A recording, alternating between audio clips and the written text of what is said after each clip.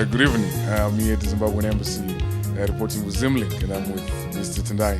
Tendai, welcome. Thank you for having me. So would you just like to start by telling us which organization you're representing, what kind of work you're doing with Zimbabweans? Well, I'm representing a charity called Village Heart Foundation. So actually the reason why we're here is to support the initiative that the ambassador is doing, because we are obviously in the same line. Now, Village Heart is basically trying to support the development of sports and art in the underprivileged areas of Zimbabwe. And we're trying to take sport that never used to go in some of these areas and just introduce it to them. But also just trying to push the art side of things and also the sports side of things, because I think we as a society have never been that big on that way of actually earning a living. So we're saying, look, if someone has got a passion for poetry, let's support them with that. You know, if someone has got a passion for running, you know, let's make it possible for them to do that. You know, so for me, it was just here coming to act as in solidarity for obviously for what the ambassador is doing. Okay. Yeah.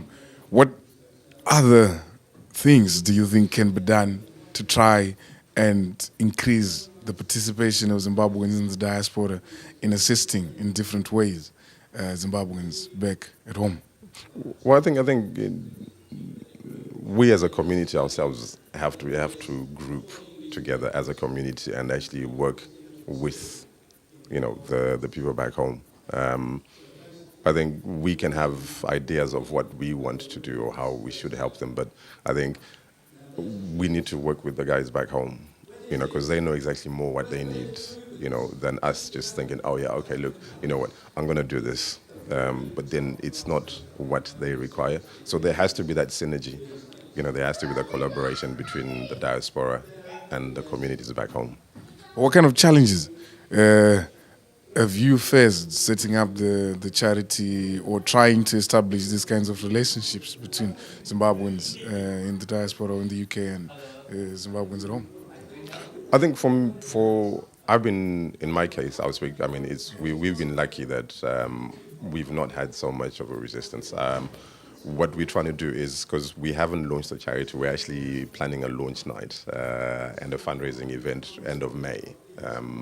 So we'll obviously give you guys more details once we have them. But we have been fortunate enough that the community clubs that we're going to work with, you know, they've been very, very welcome to the idea of us working with them.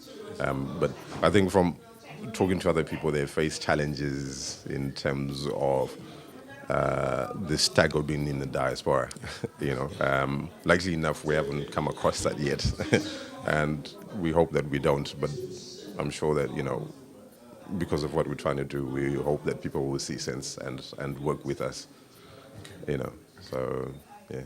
What messages, words of encouragement, you know, would you have for Zimbabweans who haven't yet thought about doing so or who are trying and are encountering challenges?